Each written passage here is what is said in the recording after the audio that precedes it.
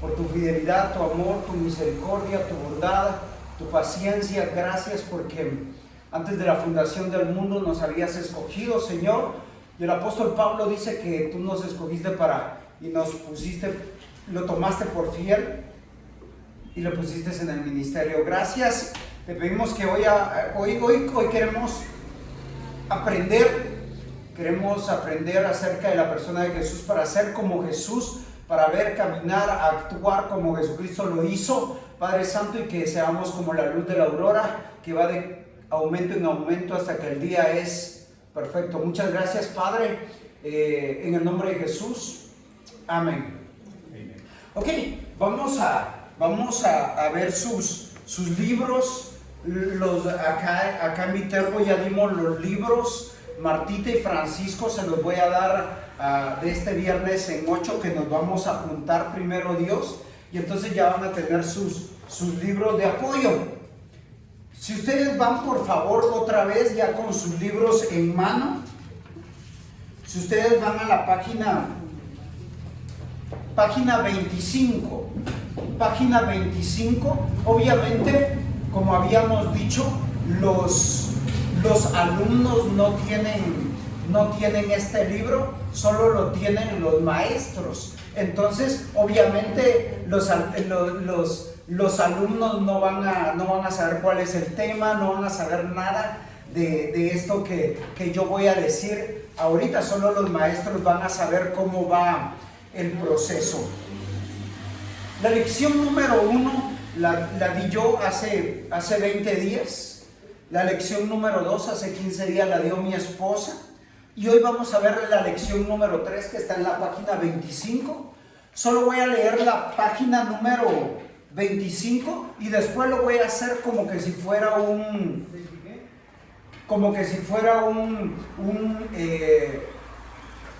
estudio normal, porque el objetivo es que aprendamos a hacer este estudio, porque dentro de un par de miércoles ustedes van a practicar acá y van a hacer lo que yo estoy haciendo, y entonces tienen que poner atención. Por eso es que les di los libros, para que vean cómo yo lo estoy haciendo y ustedes van a saber cómo darlo. Normalmente, obviamente, en la página 25 está el resumen, bosquejo, metas y preparación antes de la lección. Entonces, eso normalmente no lo damos, no lo decimos, sino que solo es para nosotros, ¿verdad? Pero a modo de que ustedes sepan qué es lo que vamos a estudiar, lo voy a leer para los hermanos que están allá en casa.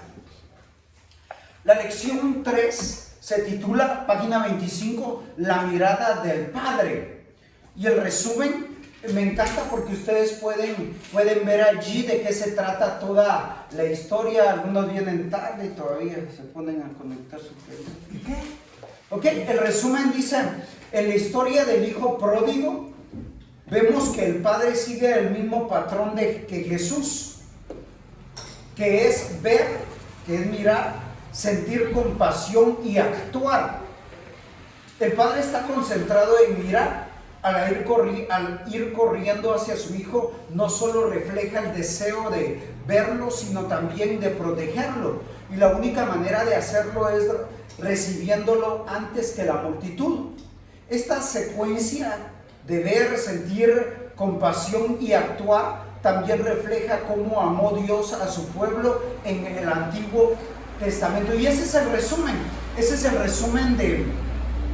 de la lección, pero eso obviamente es para ustedes. También les aparece un bosquejo y el bosquejo les muestra cuántos minutos usted se debe de tardar en cada punto principal. Ejemplo, en el bosquejo el punto número 1 es ver, mirar, que usted cuánto se tiene que tardar. ¿Cuánto? 10 minutos. Bien, Silvana. En el punto número 2, la mirada del Padre, ¿cuántos minutos te tienes que tardar? 10 minutos, igual. El tercer punto, la vergüenza del Padre, va a tardar 15 minutos. Y el cuarto punto va a durar, la mirada de Jesús es idéntica a la mirada de Dios hacia nosotros 10 minutos. En total, la enseñanza tiene que durar 45 minutos, ¿sí? Obviamente es un aproximado, obviamente ya lo hicieron varias veces, por eso es que ellos tienen más o menos cuánto se tarda la enseñanza, ¿verdad? Y es para que ustedes sepan, los que están estudiando en Global o van a estudiar en Global, se darán cuenta que un bosquejo sí tiene que durar una cierta cantidad de tiempo, o una predicación. Normalmente una predicación normal para adultos dura de 35, 40 minutos, no más. Para jóvenes de 10 a 15 minutos y de niños de 5 a 10 minutos, si mucho, una predicación.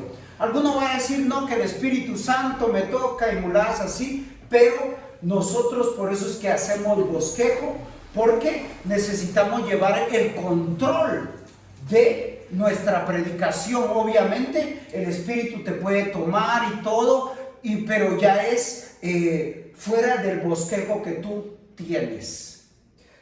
También las metas. Acá en todas las lecciones les van a aparecer 3 metas. La primera meta es el amor. ¿Qué es lo que tú vas a conseguir al final de esta enseñanza? Siempre van a haber metas u objetivos en cualquier lección o enseñanza. Ejemplo, la primera meta se trata sobre el amor. Tú tienes que buscar que ellos vean esto. No puedes amar a menos que sepas que eres amado. La segunda meta que vas a ver, la mirada con amor de Dios hacia nosotros no es solamente un ejemplo de amor, sino que también nos da poder para amar. El amor de Jesús hacia nosotros es el poder fundamental para amar. La tercera meta es Jesús. La mirada de Jesús hacia nosotros es la mirada de Dios hacia nosotros. Y siempre les va a aparecer la preparación antes de la lección. Les va a decir qué es lo que ustedes necesitan para esta lección. Usted como maestro, obviamente, ¿verdad? Y acá le dice, piensa en una persona en tu vida que te ha mirado y siempre te ha tenido presente en su pensamiento. ¿Cómo te sientes? Es un reflejo del amor de Dios hacia ti. También puedes reflexionar acerca de las formas en que has experimentado el amor de Dios y su mirada hacia ti. Esto que leí, que está en la página número 25, esto es para usted como maestro. Ahorita yo voy a hacer la lección como que si ustedes no tuvieran el libro. De hecho, las siguientes lecciones es mejor si ustedes no traen su libro, porque el objetivo es que usted vea cómo se hace. Bueno, si lo puede traer, pues está bien, pero el objetivo es que usted vea cómo se hace, porque normalmente yo, cuando oigo a Débora enseña una vez, bueno, yo enseñé, pero yo tenía el libro y entonces yo ya sabía qué contestar, entonces ya no tiene mucho, ¿verdad? Porque tienes el texto y te va haciendo preguntas, y entonces ya no tiene mucho poder a que tú veas esas perlas en el texto. Entonces lo voy a hacer como que si ustedes no tienen el libro, obviamente ahí lo tienen. Y vamos a revisar los que han estado las 2 lecciones pasadas. Hemos visto que la compasión, Jesús comienza mirando a las personas. La compasión inicia mirando a las personas. Eso lo vimos en la lección número 1 y vimos en la lección número 2. Y hoy vamos a reflexionar por qué el ver, el mirar es tan importante para Jesús. Y la pregunta del $1,000,000 es, ¿qué es ver? ¿Qué es ver? ¿Qué es mirar? Y entonces, ahora, ¿qué es ver o mirar? Y vamos a poner los antónimos. ¿Qué es no ver ¿O qué es no? Mirar. Mirar. Ejemplo. El ver te da cercanía, ¿sí? El ver te da cercanía. Obviamente el no ver te da distancia.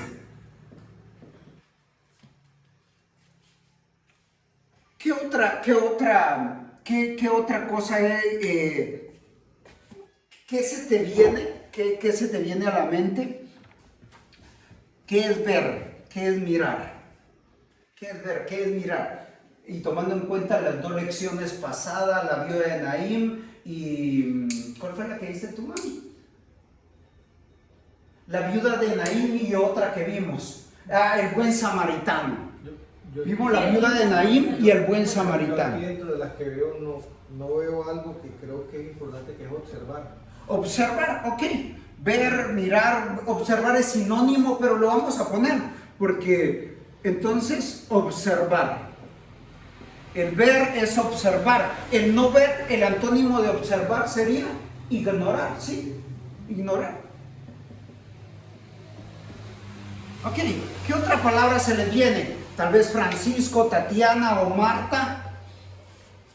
¿Qué es ver para ustedes? Como sentir. Sentir, ok. Sentir, y lo hemos visto en las lecciones pasadas. ¿Cuál sería el antónimo de sentir? O lo opuesto a sentir. Insensible, 100 puntos. No, hombre, si de lo vi. Insensible. Importancia, gracias, Silvana. Importancia. ¿Cuál sería el antónimo o la contraparte a importancia? Darle importancia a alguien. No importa. No importarle, ¿verdad? O ignorar. Ya lo tenemos, entonces ya no lo vamos a poner. Insensible. Insensible. Ya está. De ver también está percibir. Percibir. Esto sería acá, ¿verdad? Sí. Percibir. ¿Cuál sería el antónimo o la contraparte de percibir? O sea, me van a decir no percibir, obviamente, ¿verdad? Rechazar. Rechazar sería la contraparte o el antónimo de percibir. O ignorar también. Ignorar, ok, acá está. Aquí puede ser aceptación y rechazo. Aceptación, ok. Aceptación. Y acá, rechazo. Oye, parezco español, tío. Aceptación y rechazo, tío. Les voy a contar a los que están en casa, acabamos de tener servicio y el hermano José, uno de los que está entre nosotros, se durmió en medio del servicio. Ay. Entonces, me encanta porque hemos visto usted que tal vez ha leído la Biblia, usted sabe que los fariseos siempre criticaban a Jesús. Los fariseos siempre criticaban a Jesús por juntarse con los pecadores. Casi siempre. Y en Lucas 15, en Mateo 11, vemos que los fariseos criticaban a Jesús, pero Jesús les cuenta 3 historias o parábolas por esas críticas que están haciendo. Hoy vamos a leer la tercera parábola. Usted se va a dar cuenta en su Biblia cuando la vea. Vamos a leer la tercera parábola. Pero solo vamos a leer una parte. Vaya conmigo, por favor, los que trajeron Biblia. Lucas capítulo 15, versículo del 11 al 24. Lucas capítulo 15, y tal vez alguien con voz fuerte. Cristian tal vez, o Silvana, o Liliana, José, o tal vez Tati, Francisco o Marta. Lucas capítulo 15. Lucas capítulo 15, versículo del 11 al 24. Y quiero que ponga atención porque estos estudios vamos a volver al texto más adelante. Lucas capítulo 15, versículo del 11 al 24. Si se da cuenta, antes del versículo 24 está el capítulo 15, versículo 1 al 7, está la parábola de la oveja perdida. Del versículo 8 al 10, la parábola de la moneda perdida. Y del versículo 11 en adelante está la parábola del hijo pródigo. Son tres historias porque los fariseos estaban criticando a Jesucristo. ¿Ok? Con voz fuerte, porque o cualquiera de los dos Pero tengo hombres. una pregunta. Y según no, ya la resolví. Gracias. Excelente. Sí. Hay herejes en medio de nosotros también. También dijo, un hombre tenía 2 hijos, y el menor de ellos dijo a su padre, Padre, dame la parte de bienes que me corresponde, y le repartió los bienes. No muchos días después, juntándolo todo, el hijo menor se fue lejos a una provincia apartada, y allí desperdició sus bienes, viviendo perdidamente. Y cuando todo lo hubo malgastado, vino una gran hambre en aquella provincia, y comenzó a faltarle. Y fue y se arrimó a uno de los ciudadanos de aquella tierra, el cual le envió a su hacienda para que apacentase cerdos. Y deseaba llenar su vientre de las algarrobas que comían los cerdos, pero nadie le daba. Y volviendo en sí dijo, ¿cuántos jornaleros en casa de mi padre tienen abundancia de pan? Y yo aquí perezco de hambre. Me levantaré e iré a mi padre y le diré, Padre, he pecado contra el cielo y contra ti. Ya no soy digno de ser llamado tu hijo. Hazme como a uno de tus jornaleros. Y levantándose vino a su padre, y cuando aún estaba lejos, lo vio su padre, y fue movido a misericordia, y corrió, y se echó sobre su cuello, y le besó. Y el hijo le dijo, Padre, he pecado contra el cielo y contra ti, y ya no soy digno de ser llamado tu hijo. Pero el padre dijo a sus siervos, sacad el mejor vestido, y vestidle, y poned un anillo en su mano y calzado en sus pies, y traed el becerro gordo y matadlo, y comamos y hagamos fiesta, porque mi hijo muerto era y ha revivido, se había perdido y es hallado, y comenzaron a regocijarle. Excelente, muchas gracias, hermano José. Ustedes recordarán la primera lección que vimos, que fue la viuda de Naín.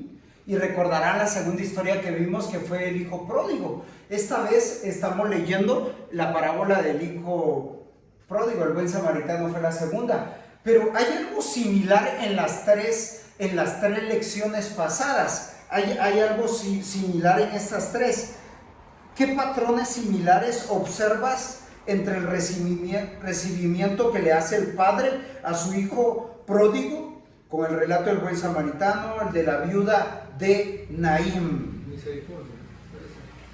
Misericordia, sí. ¿Qué más? ¿Cómo? Misericordia, que el paralelo es que dice, y el padre viéndolo de lejos. Ok. Fue con la samaritana con el samaritano y con la viuda de Naín. Excelente.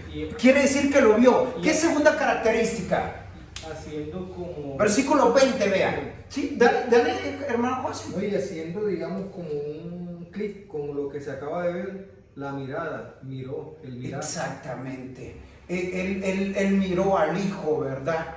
Y pasó también en la viuda de Naín y en el buen samaritano. Ve el versículo 20, ¿qué más pasó? Misericordia. En el 13 ve la palabra amor. Exactamente, exactamente. Y el amor lo vemos reflejado en la compasión o en la misericordia. Entonces vemos acá que el Padre lo vio, tuvo misericordia, tuvo compasión. ¿Y qué pasó con el Padre? ¿Qué hizo el Padre con el Hijo? Lo recibió, lo ayudó. Y ese fue el común denominador que vimos en la viuda de Naín, que Jesús vio al hijo, a la madre, a la viuda. Que todos también pasaron de muerte a vida. Exactamente, exactamente. Entonces, el común denominador es que alguien vio a una persona tuvo compasión, misericordia, pero no se quedó allí, sino Le ayudó. ayudaron. Entonces, es interesante esto. En los relatos del buen samaritano y del hijo pródigo y de la viuda de Naín, las frases que describen a las palabras compasión es la misma palabra en el griego. Compasión, misericordia es la misma palabra en el griego. ¿Qué quiere decir eso? Que aparece esta palabra en las tres historias, y cuando aparece varias veces en un texto quiere decir que es relevante, importante. Te veo perdido en el limbo que no existe, mijo. Sí. No, estoy pendiente del libro, de la cámara, de la transmisión. Gracias. Perdón. Ya vieron de lo lindo de lo que nos parecía. En el horizonte, en el Medio Oriente, es despejado, no tiene árboles, y por eso se puede ver a las personas cuando están a 800 metros. O sea, allá en el Medio Oriente tú puedes ver a una persona a 8 cuadras cuando viene. Entonces eso me lleva a hacer esta pregunta: ¿cuán intensa era la mirada del Padre? ¿Cómo cree usted que era la mirada del Padre? ¿Cómo era de intensa la mirada del Padre? ¿Cómo cree usted? ¿Era fija? ¿Excelente? ¿Qué más? Imagínese, a 8 cuadras viene el Hijo, acá está el Padre, ¿y cómo lo ve? ¿Cómo cree usted que lo ve? Su mirada fija, dice Silvana. Ahora yo que con esperanza también de que apareciera, porque me imagino que en medio de la angustia creería yo que estaba angustiado, y era la esperanza que viniera, y tenía su mirada pues en puntos donde para él lo importante era que el aparecer, y con esa angustia lo veía pues con mucha más razón. Pues eso siento yo cuando uno espera. Gracias, hermano José. Proyectos llenos de luz. ¿Cómo, Martita? Una mirada amorosa, ansiosa y feliz, y gozosa. Excelente, gracias, Martita. Una mirada ansiosa, amorosa y feliz. Excelente. Estamos tratando de ver el texto, ¿verdad? Imagínense ver el versículo 20. ¿Dónde se encontraba el Hijo cuando el Padre lo vio? Tal vez parece muy obvia. Estaba lejos, ¿sí? Estaba a la distancia, estaba muy lejos. Imagínese al Padre, al Hijo, a 800 metros lo podía visualizar, o a 8 cuadras. ¿Cuántas cuadras hay de aquí al parque, hermanos? Estamos en la... Hay como unas, ¿qué? En la 11 con segunda, y eso es la octava con novena. Cálculo. Son 3, Más o menos. son como unas 7 cuadras. 7 cuadras. Se podía ver en el Medio Oriente, se podía ver de acá, porque como no habían árboles, de acá hasta donde está el parque de Viterbo. Es un ejemplo.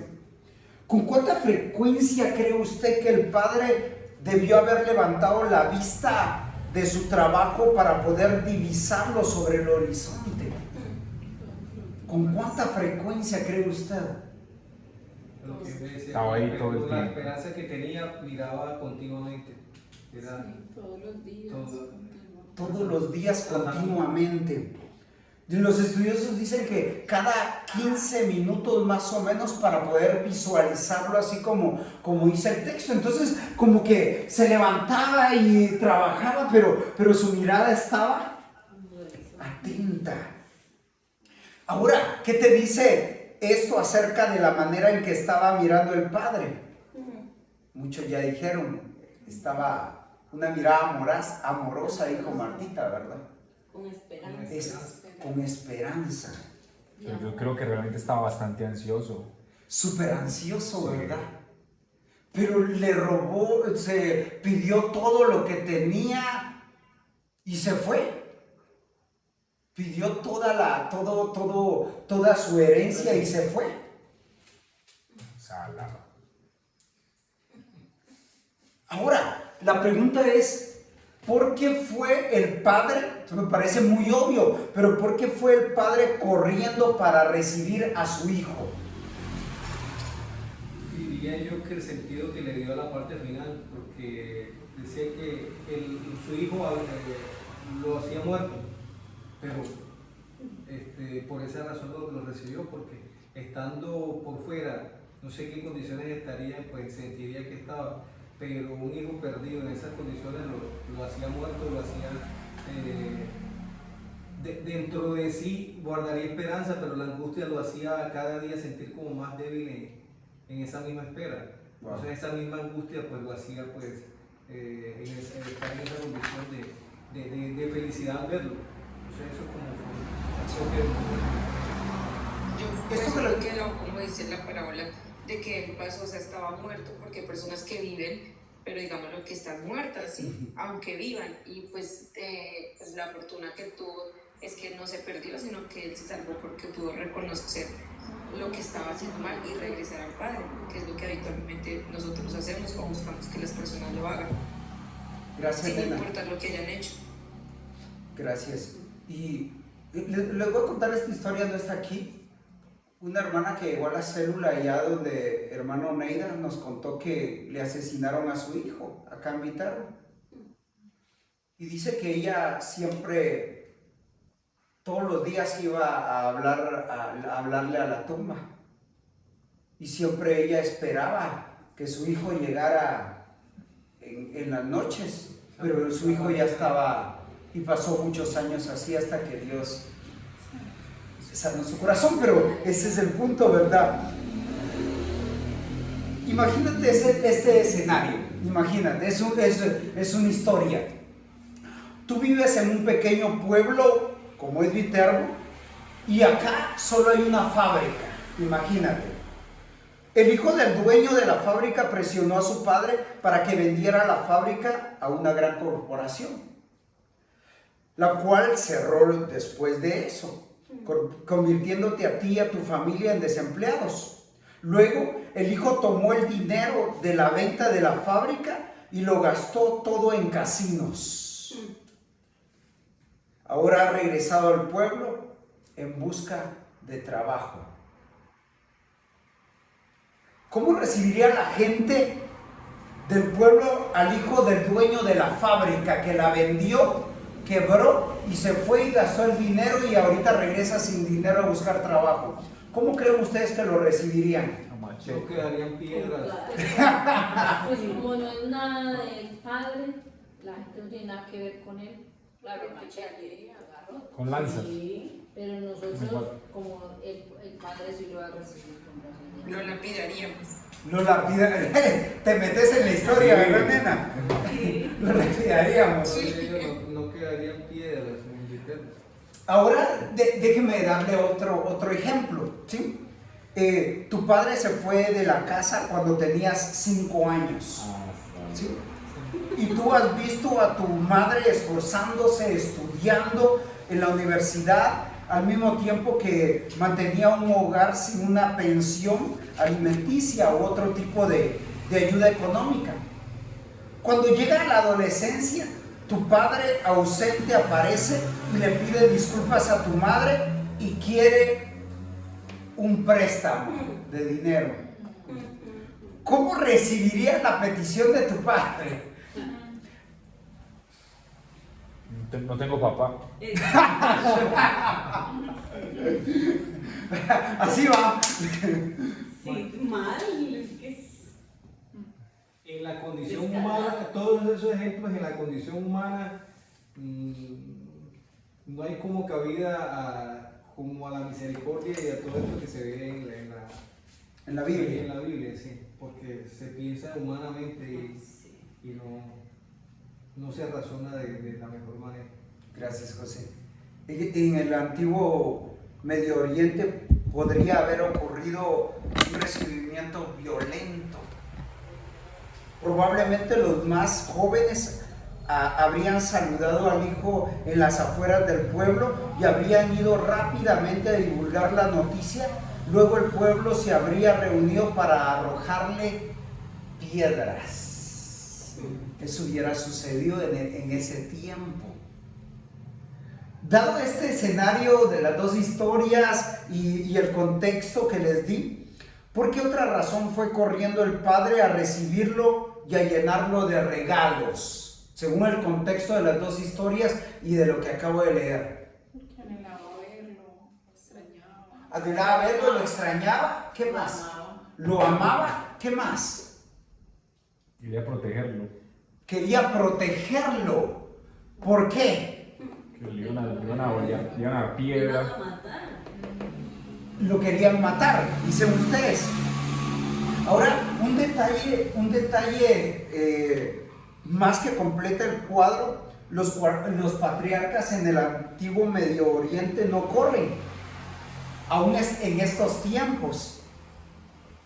Un erudito sobre ese tema recuerda una ocasión en que un pastor en Medio Oriente fue rechazado por una iglesia porque caminaba muy rápido.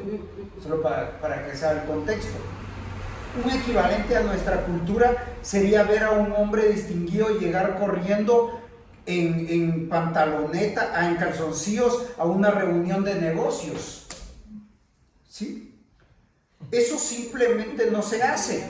Pero el padre no tenía otra opción. Si quería ganarle a la multitud, tenía que ir a recibirlo antes que ellos. Tenía que pasar esta vergüenza para rescatar a su hijo.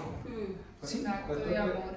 Un acto de amor. Un acto de amor y demostrarle a ese hijo que a pesar de lo que hizo, lo seguía amando. Lo seguía amando. Pastor, pero más allá de toda la misericordia y todo esto, pues yo veo en ese momento de todo lo que usted ha hablado de la gracia. Gracia. Porque de la gracia, porque siempre inmerecidamente nos da el Padre algo y yo veo allá más que eso, gracia. Ajá. Voy a hacer un dibujo como los que yo hago. Matacho. Picasso. Picasso. Este es el... Te lo va a picar, ¿no? He's the father. Perdón. He's the son. Él es el padre y él es el hijo. Yo hablo en inglés y traduzco de una vez. Sí. Ahora bien, la pregunta es que el hijo recibe honor en esta historia que estamos viendo. El hijo recibe honor de parte del padre. Pero el padre, ¿qué recibe de parte del hijo? Recibe vergüenza. El hijo acá recibe honor y el padre recibe vergüenza porque él está corriendo a traer a su hijo para que no lo lapide el pueblo. ¿Sí? Tanta vergüenza que no le dice de que lo reconozca como hijo, sino como uno de los jornaleros. Le dice que lo reciba como... Exactamente. Y como que el hijo sabía el contexto, ¿verdad? Porque él es el que dice esto. Ahora bien, si te detienes y lo piensas bien, todo acto de amor implica esta clase de intercambio. Alguien da honor y alguien da vergüenza. ¿Recuerdas cuando el samaritano dio su dinero a cambio de que atendieran al hombre herido? El amor siempre tiene un costo. Y es lo que hemos estado viendo en las dos lecciones pasadas. La Biblia nos dice que lo mismo sucedió en la cruz. ¿Sí? Nuestro pecado y egoísmo recayeron en Jesús y nosotros recibimos su amor y justicia. Y 2 Corintios 5:21 dice: al que no conoció pecado, por nosotros lo hizo pecado, para que nosotros fuésemos hechos justicia de Dios en él. Y entonces, ¿qué tiene que ver esto con el amor? Significa que Dios nos está dando el poder para amar. Él nos está amando y no puedes amar, oiga, si no eres amado. No puedes amar si no eres amado. El único que puede darte ese poder para amar, ¿quién es? Dios. Y me encanta. Yo acá tengo 2 libros. Acá está Rami. Qué guapo, ¿verdad? Y Narciso.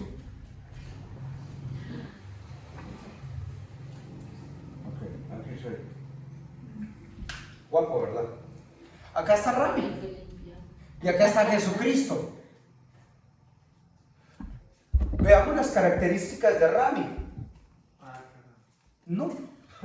Antes de Cristo. Bueno, ahora mazo. Egoísta. Acá está todo acerca de Rami.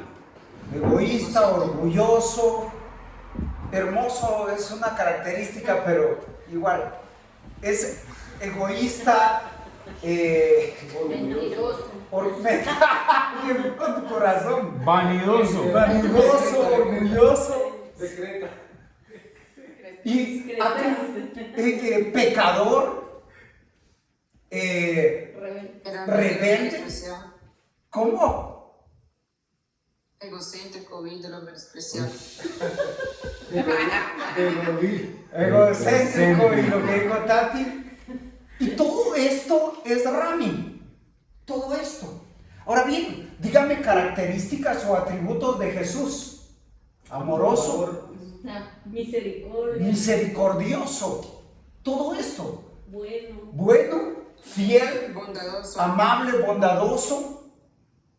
Estamos en Cristología. Poderoso. ¿Cómo? Poderoso. Poderoso. Nada que ver con Ramiro, ¿sí o no? Pero vea, ¿qué es lo que sucede en la cruz? Me encanta, porque lo que sucede en la cruz es que Jesucristo tomó todo lo malo que yo era, todo lo infiel, todo lo egoísta, todo lo vanaglorioso, todo lo malo que yo era, Él lo tomó y Él puso en Ramiro, o está poniendo, lo amoroso, lo fiel. Y es un intercambio. Como el Padre está dando honor, el Hijo está dando vergüenza. Ahora observemos el Antiguo Testamento por un minuto. Miremos cómo Dios amó a su pueblo cuando eran esclavos en Egipto. En Éxodo capítulo 3, versículo 7, lo voy a leer porque es corto. Dice, Dios dijo: bien he visto la aflicción de mi pueblo que está en Egipto, pues he conocido sus angustias. Voy a volver a repetirlo porque le voy a hacer una pregunta. Éxodo 3, 9. 3, 7. Dios dijo: bien he visto la aflicción de mi pueblo que está en Egipto, pues he conocido sus angustias. Ahora, la pregunta es, ¿qué patrón similar observas en estos 3 casos?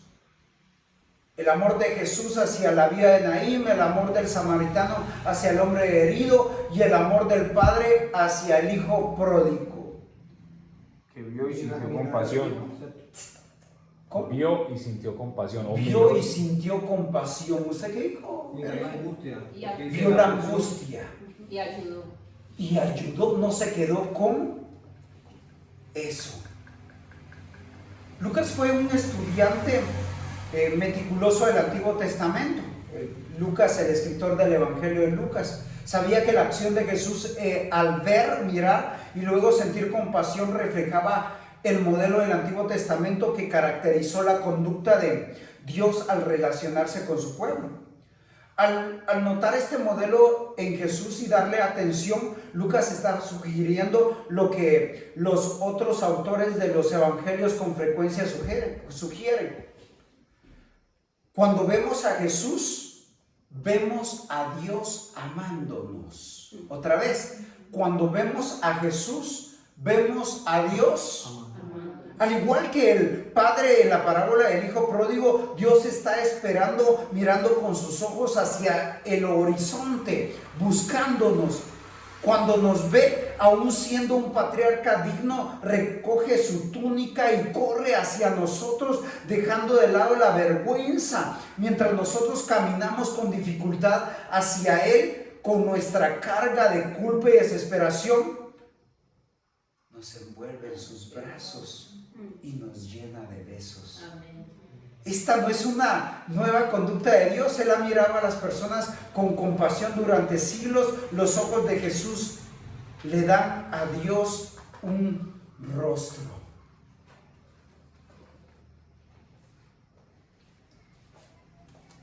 Tú, pon tu nombre acá.